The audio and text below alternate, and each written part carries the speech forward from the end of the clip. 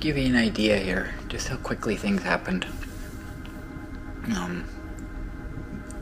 After the camera fell off, and I watched the video that night to see, how long it was rattling around or whatever, and I was actually surprised at how quickly it broke. So at this point, I'm leaving Walmart and hitting bumps, and everything's fine. Down the sidewalk here, there's no moving around by the camera. At the basic rattling, that's about it. A bumpy spot here, and at this point everything's looking really good. So I'll speed up a little bit. Nothing's gonna happen through here because it's all mostly smooth. So get up to the point here where I'm at the intersection. This is where I get the first real bumps. The curbs here are pretty bumpy. And everything's good up to this point. For the next curb. And nothing seems to affect the camera yet. Although it does appear that it has loosened up a little bit. But there's still no rattling, so I'll speed up again. Now, in through here, this is not a super bumpy sidewalk or anything, it's just a typical sidewalk. And I hit the bumps, the transitions between the two slabs of concrete. Starting to notice a little bit of movement. It's not typical of my cameras. Only noticing it in the cracks. There's no other vibration except for that. Once I get to this driveway up here, it gets a little bit bumpier.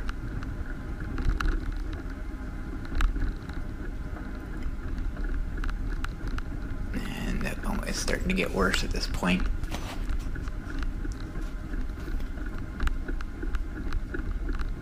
So I think if the tabs haven't broken off already at this point, then they're at least cracked. They've loosened up for sure to allow this motion. And there's a big bump coming up.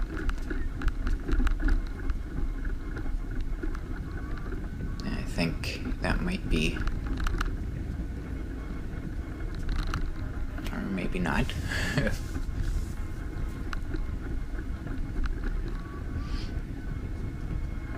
There's a couple really good bumps coming up here. This one especially, see what happens. Oh yeah, there we go, it's broken now. So from this point everything just kind of, accelerates really quickly. Go down onto the road. It's a little bit smoother here. The camera's moving around pretty good. And this part of the sidewalk is really, really bad. And that's kind of it. Now, the problem I have here is the monster is really loud. So if anything falls off, I'm probably not going to hear it. I'm thankful that I had a corded case on. Otherwise, when I come out of Tim Hortons, I might have noticed the camera was missing and the cord hanging down. But if I went straight home, I wouldn't have known until I got home. And as it was, I had no idea how long it had been hanging down, so there's no way of really knowing where it was. So,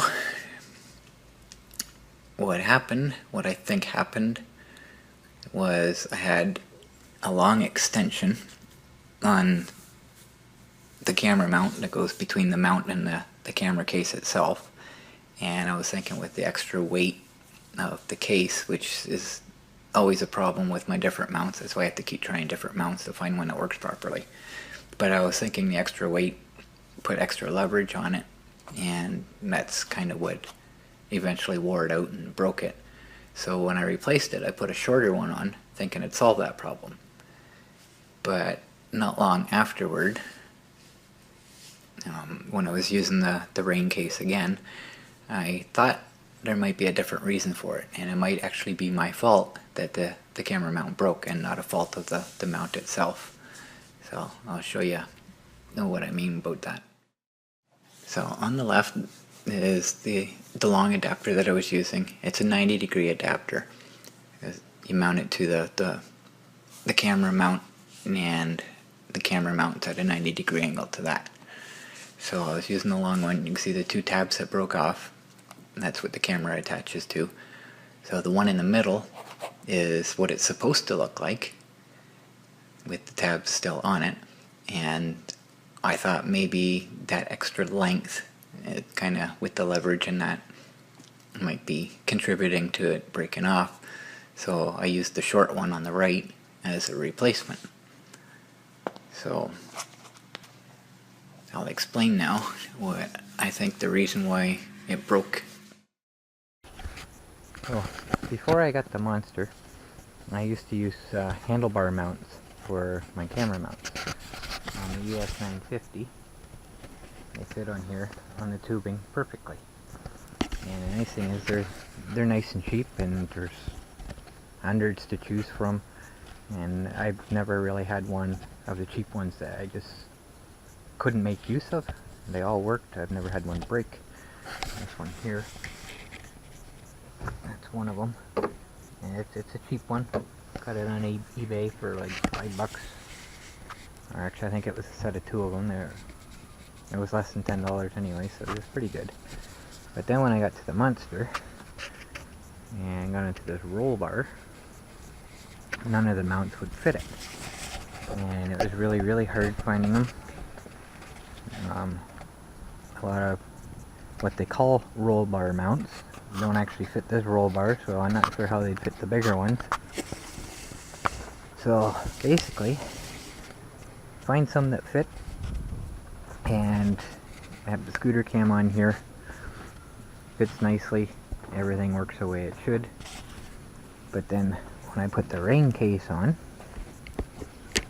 whether it's the wired one or not wired, I stick it on, and the weight would cause it to turn. So I'd go out for my tour and I'd come home and the camera was pointing upwards or downwards. It wouldn't stay in place. So these mounts, if I remember correctly, these are actual GoPro mounts. And they're a little more expensive, but they're the only ones that seem to really work. And the nice thing about these is I can actually mount them on the corner. They don't have to be straight bar or whatever, the curved bar, it works just fine, which means I can point them out past my shoulder a little better, which is really nice. So when my camera mount broke, let me stick in here. When I put the camera in, I stick the screw in and tighten it up, and I get a screwdriver, I get a little extra tight, and it keeps it from moving.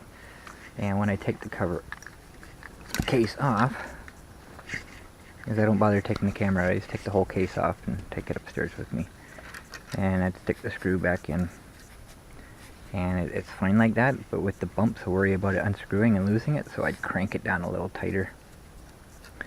So originally, it's got the long extension on this one, and I put the short one on here because I thought when the mount broke, I thought maybe it's the extra weight forcing on it was what made it break. But then afterward, when I started using this one and I started tightening this down, I realized I was putting a lot of stress on these tabs. When there's no camera in it, it's kind of squishing them together. So I think that might be what broke it. So when I'm not using it now, I don't bother putting the screw in. I just leave it till later.